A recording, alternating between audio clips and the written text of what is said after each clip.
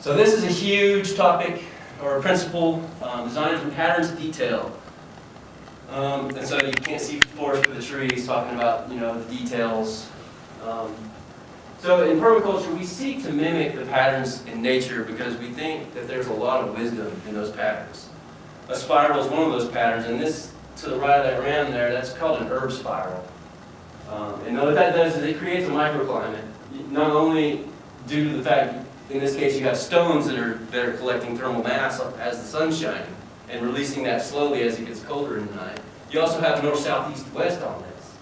So depending on your plant's light requirements.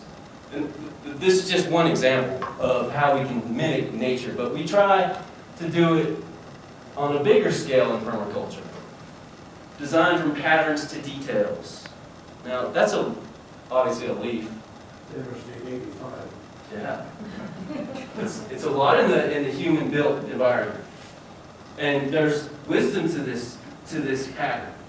And I'm going to show you the next picture is another one of my permaculture I don't know what I call him, mentor. I've never met him, but I look up to him. He wrote a book called Restoration Agriculture. That's his farms. Wow. 106 acres. This is in Wisconsin. He wrote a book called Restoration Agriculture, which is this book here. And this has been amazing to me. I highly recommend this book to anybody here. If you want to understand our food production in this country. He does things differently, as you can tell. One of the things you're looking at in those lines is something by another Australian, P. Yeomans. He came up with something called key line cloud. So where it transitions, the point where it transitions, you copy that point, right where it turns before it's concave but not convex. You copy that point and you put it in your landscape, and what it does is it cuts, this plow cuts into the soil. And so what this does is as it rains, that water sinks into the ground instead of running off. And then also it has the effect of spreading out. So all that water is caught and sunk into the ground where the plant's growing can use it rather than running off, rather than eroding. It's key line is, it took me a long time to understand it. I still don't really understand it, but a lot of that is what you're looking at. Also, you're looking at swales, which I'll cover later. He does a lot of silvopasture, or he has, oak, chestnut, and hickory mixed with hazelnuts, and then plus he does annuals in between. He runs animals between these rows. That's the silvopasturing part. Because in here it's grasses or also annuals. Anyway, I don't want to get too into this because what I'm talking about right now is designing from pattern to detail. But you can kind of see the similarities between the two. That's really what I want to get across with that slide. But that's New Forest Farms in Wisconsin. Look into that because he's done some amazing things. That's the man there, Mark Shepard. He was also in the Navy and he was also a nuclear engineer. Coincidentally enough. I really resonate with his story. And I actually am a member of a nonprofit called SUN for Sustaining Universal Needs. I'm the chief financial officer. And one of our members interned with Mark Shepard. And I met him and we hung out. Really. SUN was what again? What's that? SUN was what again? Sustaining Universal Needs. Sustaining Universal Needs, yeah. Mainly we seek to spread permaculture. Haven't really been able to get anything off the ground. It's a 501c3 nonprofit, but we really haven't gotten too much going yet. But we're hoping eventually. Just got to find the right millionaire philanthropist, I guess. So this is another big permaculture idea with design. And here again, we're still in design from pattern to details. And if you look at the spider there, that's the symbol that David Holmgren uses for this principle. And you can see it kind of evokes the same, it kind of looks the same. And what we're looking at here is the zones, 1, 2, 3, 4, 5. This doesn't work very well. So 1 being the most cultivated, the most used area. This would be your herb garden. This would be likely your annuals. And the idea being that this is going to be, you're probably going to be irrigating. You're probably going to be there a lot. You want it closer to the house. And Bill Mollison talks about a fuzzy slipper test. Where if you're going to be making an omelet in the morning, you want to be able to go into your zone 1 with your fuzzy slippers on, get whatever you need for your omelet, and then go back in the house and your fuzzy slippers still be fuzzy and not wet. That's kind of the idea behind zone 1. And then as you move out into your zones, it's less use. So 2 would be maybe a food forest to be in 2, and then 3, maybe you'd have some chickens, or maybe you'd have some ruminants of some kind. And then as you go out onto 5, which would be a wild area that you would do nothing with. You would just leave it as a wild area. And so those are the 5 zones. And this is a tool we use for designing landscapes. The sector. Can I ask a question? Yes, ma'am. Why is it necessary for the number 5 wildlife corridor to go all the way across all the zones? It's not. You can see the 5, that's just this specific. Okay. So obviously, I would say, looking at this, that this is probably a wild area already. Right. And so there I already, didn't know if there was a method to the madness. there may be, maybe they observed in their first observe and interact, they may have observed that's where the deer are coming in and eating their garden up. So, and there are things you can do, like there's a certain perennial sunflower that you can plant. There's a lot of ways to deal with that you can deal with deer. It covers in Guy's garden. So it's not necessary. And the other thing is concentric like it is here. That's, the terrain is not the map, right? It doesn't translate perfectly. So it's not necessarily going to be circular. It might, maybe you don't have that. That's not what's going to emerge. So this is just a way of thinking about it. The zones are a way, and the idea is that most used, most cultivated, to you're not doing anything with it, and then everything in between. Less interaction is required on your part, the further out you go. So, and then the sectors we're talking about the wild energies that are entering the site.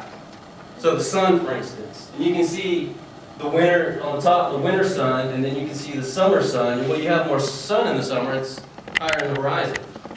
And the winter it's lower, so you don't have as much sun. And that's showing the difference, so you need to know that. Because, especially if you're wanting to catch and store sunlight.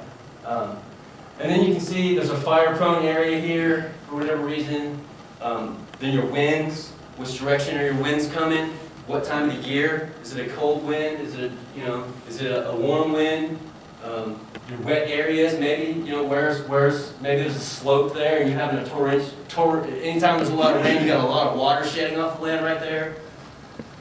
These are the sectors, the wild energies that are entering your site. And so we want to observe those things because it makes for better design. Because the key is, the holy grail of permaculture is to design a self-regulating system so that all we do is harvest the surplus. Once you get the system set in place, a food forest, for instance, once it matures, done properly, there's not much you need to do. As opposed to annual gardening, where every year there's many tasks. Till the soil, you gotta plant the seeds, you gotta fight the weeds, you gotta mulch, you gotta water, on and on and on, the toil in a garden. With a food forest, once it's established, they're all mostly perennial plants. They're gonna take care of themselves. And there are other strategies that I'll go into that we do as well. But that's zone sector analysis, that's a big one. I could talk about this. Also, you look at your directions, north, south, east, and west. I could go on and on about that one, but I'm going to move on. Number 8, integrate rather than segregate. So here on the right, you see that's a guild, which is another idea. And the idea of a guild is putting plants in the right relations to one another. Plants that benefit from each other's presence. Plants that help each other. Sometimes you think of like a nurse plant. It's something that you put in there just to help another plant get established, and then later you remove that nurse plant from your landscape. But what you're looking at there is a guild, and you're basically, all 7 layers aren't there, but that's the idea of a guild, is you put plants. You might have heard of companion planting, putting, in the gardening sense, there's a book called Tomatoes Love Carrots, I think. I have it. It's all about companion planting. So the other thing here with the picture on the left, you see that's a polyculture. They're cultivating many different types of plants there, not just one. And our industrial food production is monoculture. Thousands of acres of one crop. One crop that has to be sprayed with natural gas, derived fertilizers, and fossil chemicals. Your fertilizer, your fungicides, your pesticides, your herbicides, all the way into genetically modified organisms with Roundup Ready, and I could go on and on. It's a nightmare. What we end up having, what we have after is a dead zone in the Gulf of Mexico from all the chemicals that have been getting into the Mississippi for so long and going into the ocean and killing the whole area where nothing lives pretty much. I mean, and that's just one aspect of this. The soil itself becomes a moonscape of it's a sponge that does nothing but hold chemicals while we grow these plants that have been genetically modified to not die when Roundup's sprayed on it. It's insanity. And the whole thing requires fossil energy. From the huge machines that we use to till and plant and then irrigate, and the planes we use to fly over and spray all these chemicals, the machines we use to spray these chemicals, the harvesting of them, the transporting to the facility where we're going to process into noodles, right? You got to process the wheat into noodles. That all takes energy. And then you make your noodles, and then you got to send it to another facility for packaging. Well, the packaging's plastic. All that's petroleum derived. It had to be on a truck that required petroleum energy to get it from point A to point B. Then you got to use a truck, just-in-time trucking, and get it to the grocery store where we then buy it. The refrigerators in the grocery store, the heat and air conditioning, the lights, all that, from start to finish, requires energy and fossil energy. Permaculture, we seek to move away from that.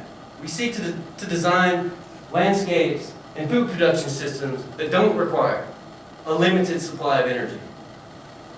But we can also, many hands make light work.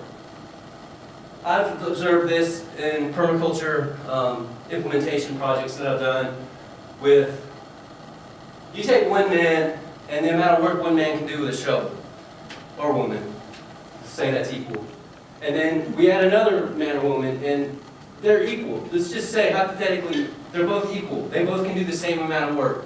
Well, you would think 1 + 1 = 2, but in this case it doesn't, it equals 3. Because the more people you put, the more synergy happens. The more you start working faster, you're talking, you're enjoying yourself, you get more work done, and you get more work done than the sum of the parts. And so that's kind of like integrate rather than segregate, we want to work together. The next principle, use small and slow solutions. That's my oldest son, Aiden. That's our property line there. This is actually how I found bamboo. You can see there's a trailer park there. And